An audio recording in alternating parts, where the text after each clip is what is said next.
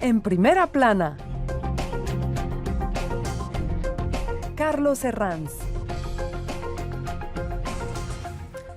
Bienvenidos a En Primera Plana, un programa de Radio Francia Internacional en colaboración con France 24 en español, en el que analizamos diversos aspectos de la actualidad de la semana que nos deja ya. Y hoy vamos a hablar de deporte, y para ello tenemos aquí a dos especialistas en el mundo deportivo, como son el jefe de deportes de Radio Francia Internacional, Alejandro Valente. Bienvenido, Alejandro. Buenos días, muchas gracias.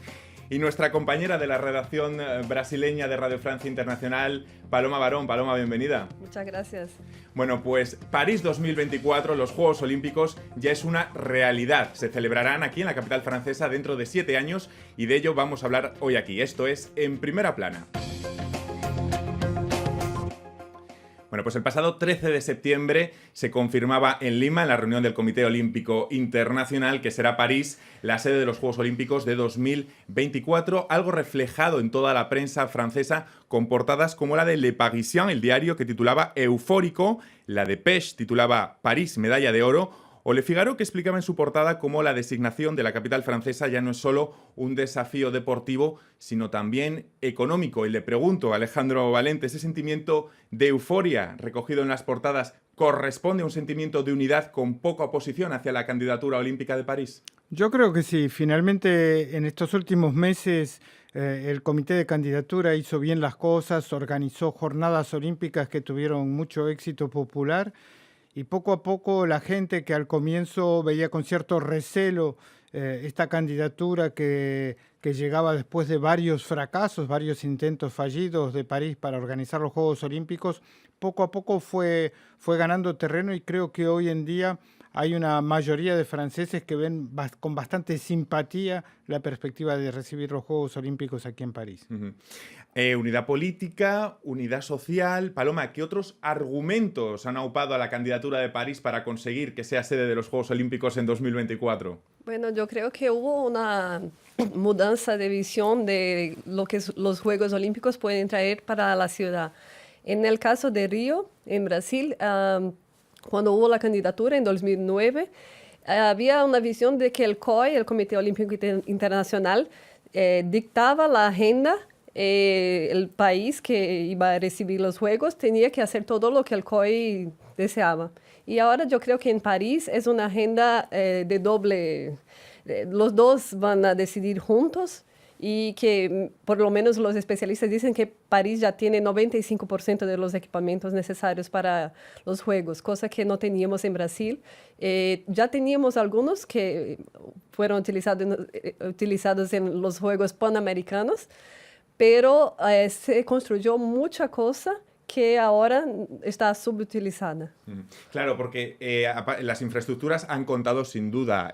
Alejandro, a París le quedan muy pocas por construir en 7 años. Se habla de 2 piscinas olímpicas y la Villa Olímpica, ¿no? Efectivamente, es prácticamente lo único que hay que construir. París tiene un sistema de transporte que es muy eficaz y poco será lo que se pueda mejorar al respecto. Es una ciudad, es el primer destino turístico del mundo, con lo cual los hoteles, todo eso existen, y todo lo que permite recibir a numerosos visitantes extranjeros funciona y existe. Está el Estadio de Francia, que se utilizó para el Mundial del 98. Hay otros estadios que sirvieron para la Eurocopa del 2016 que servirán para recibir disciplinas como el fútbol, y luego habrá muchas instalaciones temporales en lugares emblemáticos de París, como sea la Torre Eiffel, el Museo de los Inválidos, el Gran Palacio. Todo eso hace que será a la vez una competición espectacular, con muchos lugares hermosos que van a servir de marco a las competiciones, y habrá una inversión relativamente limitada que hacer. Se habla de un presupuesto 6.600 millones de euros. La alcaldesa Anne Hidalgo promete unas Olimpiadas sobrias. ¿Existe algún riesgo de que ese presupuesto pueda inflarse? Siempre puede haber problemas. Se teme sobre todo que la parte de seguridad, por ejemplo, debido a la necesidad de evitar atentados y demás, pueda adquirir más importancia que la que se ha previsto en un comienzo, pero si no, por lo demás no mucho, porque el COI financia gran parte de todo lo que es la organización. El presupuesto de organización, entre la venta de entradas, el aporte del COI, estará cubierto. quedarán unos 3.000 millones de euros más o menos para los equipamientos que quedan por construir. Es una cifra muy razonable. Francia está acostumbrada a recibir grandes eventos y en general tiene una tradición de respetar bastante los presupuestos, con lo cual no hay un gran temor de que eso se dispare. Claro, porque lo que se pretende evitar, Paloma, son candidaturas faraónicas, como la de Río de Janeiro. Ahí haríamos el contrapeso con París, con la sobriedad, ¿no? Sí, yo hablé hace poco con un procurador del Ministerio Público de Brasil que me decía que hubo una deuda muy grande en los Juegos de Brasil, como 42 millones de dólares, y que hay una presión internacional para que la deuda se pague y Brasil no tiene cómo pagar, no va a pagar. Y eso, y claro, el orçamento de los Juegos fueron el riesgo que no creo que en París no sé cómo se va a hacer, pero siempre existe el riesgo de que se pague mucho más y que esto salga de los cofres públicos, ¿no? No de la iniciativa privada. ¿Por qué cosas se hicieron mal en la candidatura de Río? ¿Cómo se fue inflando eso? Yo creo que el principal fue que aceptaron todo, que el COI quería sin una contrapartida de la ciudad. Por ejemplo, ya teníamos equipamientos de los Juegos Panamericanos de 2007 y el Comité Olímpico Internacional dijo que necesitaban de nuevos equipamientos, de más infraestructura. Sí, claro, Brasil es un país que siempre necesita de infraestructura. Ya muchas cosas no tenemos como un sistema de transporte. Eso sí mejoró en Río. Pero había muchas otras cosas que se podía mejorar y no fue hecho.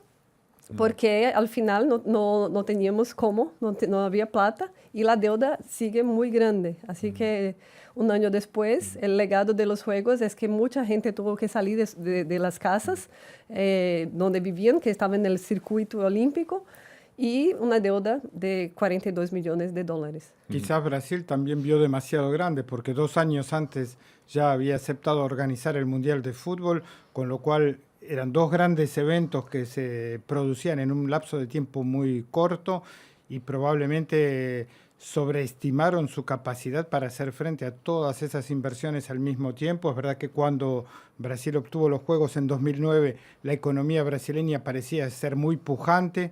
Luego llegó la crisis y las cosas se complicaron y probablemente no se supo anticipar correctamente. Hoy en día estamos en una situación muy diferente. Francia negoció con el COI la organización de estos Juegos y con la ciudad de Los Ángeles, con lo cual no hubo una competición que pudiera llevar a una especie de búsqueda de lo más espectacular. Se llegó a una cosa bastante razonable, sin precedentes, y el COI además puso a punto lo que llaman la Agenda 2020, que es un proyecto que trajo Tomás Bach luego de su elección hace pocos años en Buenos Aires, y eso también permite valorizar todo lo que sea recuperación de instalaciones ya existentes y no tener que construir nuevos equipamientos. Luego vamos a hablar de la figura de Tomás Bach, Alejandro, pero recogiendo lo que comentaba Paloma, el legado social puede ser un buen termómetro del éxito o fracaso de unos Juegos Olímpicos, es decir, lo que queda después en las ciudades puede ser un buen termómetro. Sin duda, o sea, lo que se trata de evitar es lo que llaman los elefantes blancos, es decir, todos esos equipamientos que luego caen en el abandono. Se ven numerosos reportajes en Río sobre ese tema, se ha visto lo que ha pasado con Atenas, son quizás los ejemplos que hay que tratar de no repetir. Londres ya mostró que se podían hacer muchas cosas con equipamientos desmontables.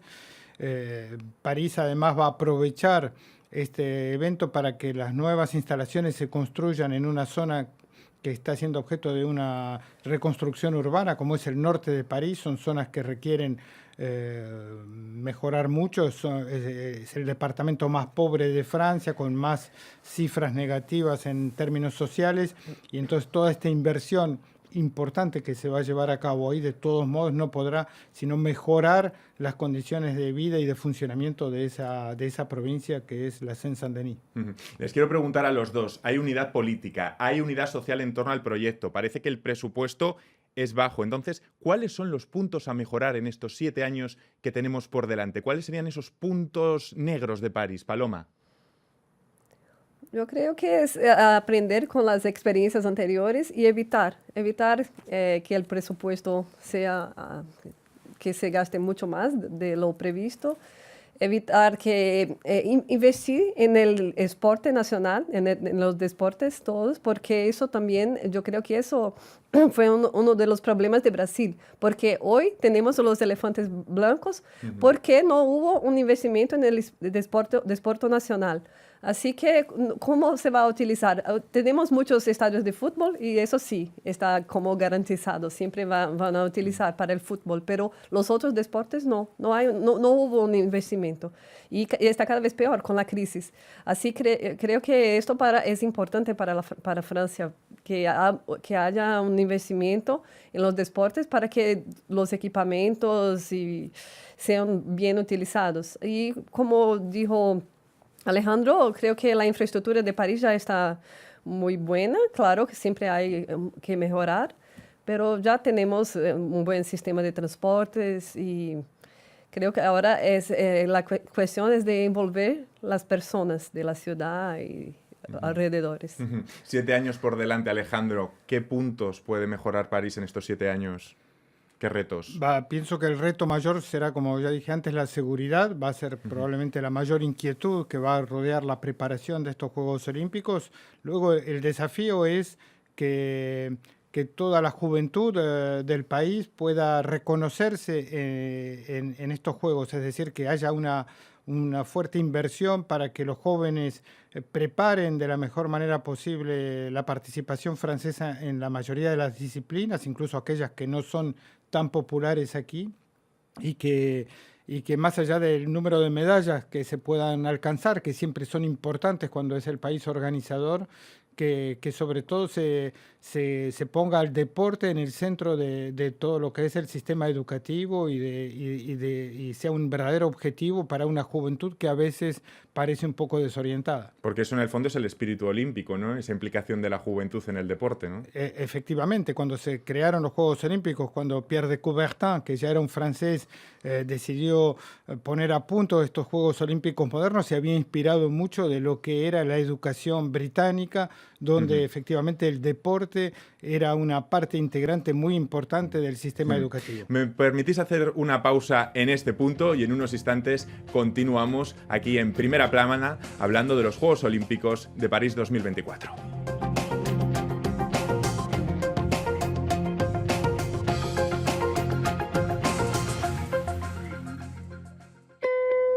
RFI le habla al mundo en español y también en otros 14 idiomas. Escuche RFI em brasileño. Todos os dias, acompanhe nosso programa em português nos horários de 6h30 e meio-dia, horário de Brasília, para o Brasil. Infórmese sobre nuestras frecuencias en rfi.fr. Seguimos aquí en Primera Plana con nuestros invitados de hoy, el jefe de deportes de Radio Francia Internacional, Alejandro Valente, y nuestra compañera de la redacción brasileña, Paloma Barón. Vamos a descubrir ya quién es nuestro personaje de la semana. Que hoy es el presidente del Comité Olímpico Internacional, el alemán Thomas Bach, que ha defendido en la reunión del Comité Olímpico Internacional sólidas reglas para prevenir malas conductas. Lo hace tras destaparse el escándalo de corrupción en la elección de Río de Janeiro 2016. Río se impuso a Madrid, lo recordamos, en la votación final del COI en 2009 por la sede de los Juegos Olímpicos, una elección que luego se ha descubierto en la que existieron sobornos. ¿Cómo está gestionando Alejandro el COI todo este escándalo? Hay que recordar que Thomas Bach no era presidente del COI en aquel momento. Él fue elegido en 2013, es decir, mucho después de la designación de Río de Janeiro, que fue hecha bajo la presidencia de su predecesor Jacques Rogge.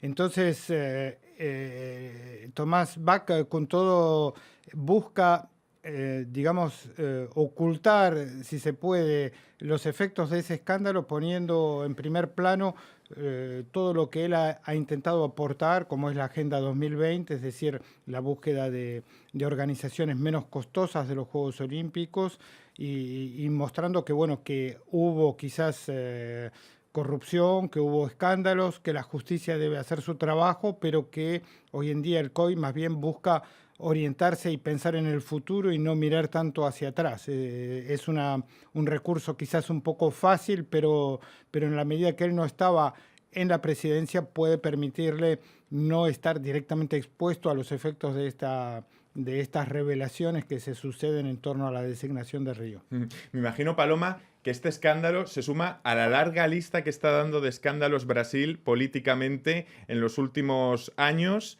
El escándalo ahora viene a nivel deportivo con esa elección de Río en el año 2009. Sí, la misma operación que investigaba a los políticos, la operación Lava Jato, empezó ahora en el campo deportivo también y llegó a la candidatura de Río en 2009. Así que es un trabajo conjunto del Ministerio Público Federal francés con el Ministerio Público Federal brasileño y que ya empezó hace unos 6 meses porque hubo ya un artículo de Le Monde en marzo de este año que hablaba de eso.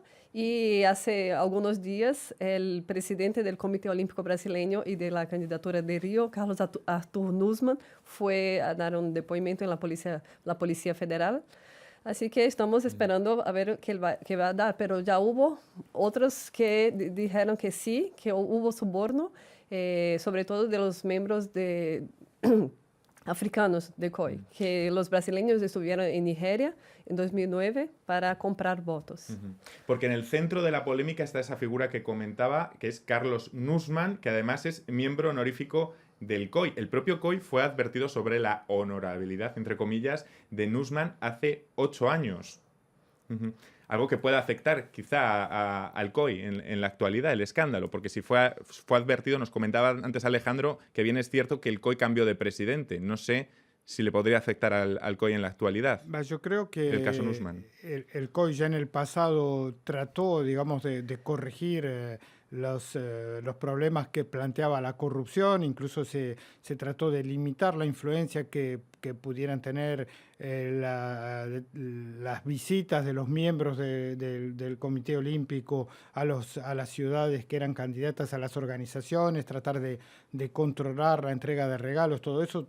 El caso brasileño muestra que eso no basta y que hay que ir más lejos, y probablemente el COI pueda inspirarse de lo que está pasando hoy en día en la FIFA, que se ha visto sacudida también por enormes escándalos y donde ha habido que hacer una verdadera limpieza de fondo y no dudar en excluir y en llevar ante los tribunales a numerosos miembros, incluso muy importantes de la organización, para tratar de hacerla repartir sobre bases nuevas, ¿no? Y hoy en día el COI probablemente tendrá que ir aún más lejos en su voluntad de limitar estos abusos. Probablemente la manera en que fueron designadas París 2024 y Los Ángeles 2028 sea un buen ejemplo en la medida en que no hubo una verdadera competición y los riesgos de corrupción son más bajos cuando hay un acuerdo entre las ciudades candidatas. Eso puede ser una base interesante. Porque esa designación de ticket, que es algo innovador entre París 2024 y Los Ángeles 2028, viene un poco para contrarrestar esos casos como la designación de Río. Digamos que cuando hay un acuerdo no hay necesidad de comprar votos, ni de negociar, ni de atraer simpatías. El acuerdo era evidente y creo que todo el mundo está satisfecho de un desenlace de ese tipo. Ya habrá tiempo de pensar cómo serán las atribuciones de 2032 o de 2036 o de los Juegos de Invierno, pero hoy en día podemos decir que para Tomás Bach esta doble designación fue un verdadero golpe político muy, muy interesante y muy, muy promisorio. Abramos ya en este punto la contraportada del programa. Os pregunto a los dos, ¿saben qué son los e-games, Alejandro? Sí, efectivamente, es una actividad que está teniendo mucho auge hoy en día. Se trata de hacer deportes con electrónicos, digamos. O sea, no el deporte en sí, sino el deporte ante las pantallas. Se lo pregunto porque los videojuegos de deportes, atención, podrían ser disciplina olímpica en París 2024. El remero francés Tony Estanguet, que es cotitular del Comité Olímpico francés, ha dicho que se evalúa incorporar esta disciplina, es decir, jugar al deporte con un mando en las manos para 2024. En cualquier caso, la última palabra la tiene el Comité Olímpico Internacional. Y os planteo, Paloma, ¿Qué le parece a usted que se pueda competir con videojuegos en unos Juegos Olímpicos? Yo creo que no hace falta en los Juegos. Eso sí, para todo el año, para cuando no tienes alguien con quien jugar. Pero para los Juegos Olímpicos creo que lo mejor es tener un adversario, un parcero, alguien con quien jugar, ¿no? Esto yo creo que es muy bueno, puede ser buenísimo, pero para cuando estás solo. ¿Va contra el espíritu olímpico? Así Yo creo, en mi opinión, sí. ¿En la suya, Alejandro? El principal problema es el siguiente, o sea, hoy en día los Juegos Olímpicos han alcanzado el máximo de lo que pueden recibir en número de atletas, en número de periodistas y demás. Ya hace tiempo que se decidió a nivel de las instancias olímpicas que no habrá más atletas. Es decir, si se incorporan nuevas disciplinas, hay que retirar disciplinas ya existentes. Es lo que se ha estado haciendo recientemente. El béisbol, por ejemplo, tuvo que abandonar el terreno olímpico para dar paso al rugby. Y lo mismo va a seguir ocurriendo en los años venideros. La lucha, las disciplinas de lucha estuvieron a punto de ser retiradas también de los Juegos Olímpicos, es decir, que incorporar nuevas disciplinas implica retirar otras y eso políticamente nunca es muy fácil, así que lo veo relativamente improbable a corto plazo.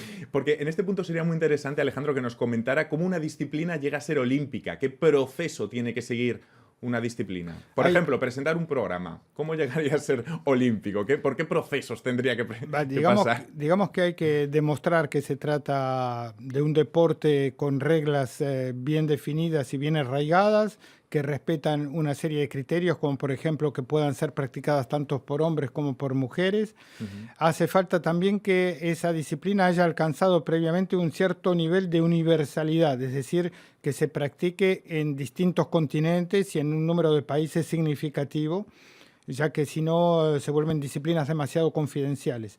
Entonces el proceso es largo y después la última etapa consiste en convencer que esa disciplina puede ser mejor que otras de las ya existentes que serán retiradas en su provecho. Todo eso hace que el proceso es relativamente complicado y laborioso, pero no es imposible.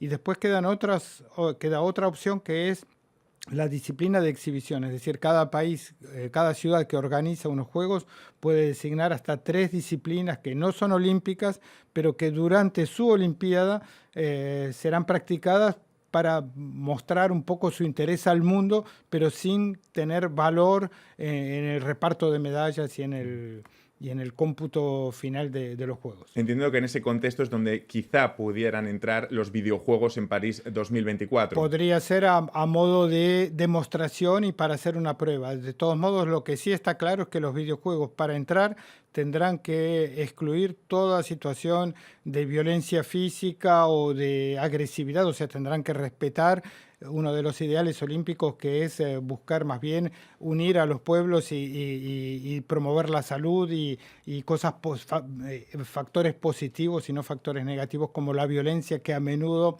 se aprecia en los juegos video. Y les pregunto, ¿les parece que esto de aceptar los videojuegos es adaptarse a los tiempos o es el eterno business is business, todo por el negocio? Como yo dije antes, yo creo que es más un negocio. Es muy interesante, pero creo que no para Juegos Olímpicos. No para los Juegos Olímpicos. Porque habría que retirar otras disciplinas y no sé, quizá Alejandro nos pueda ilustrar qué disciplinas podrían caerse, cuáles son las más raras en los Juegos Olímpicos. La lucha salvó su cabeza por muy poco, eso fue un verdadero problema.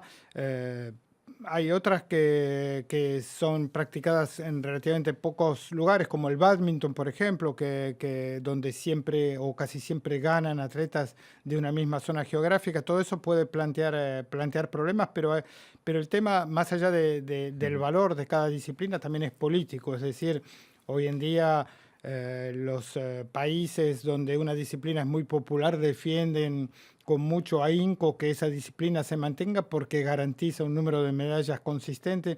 O sea que hay una discusión que tiene que ser política y que de todos modos tiene que obtener un cierto consenso a nivel del COI.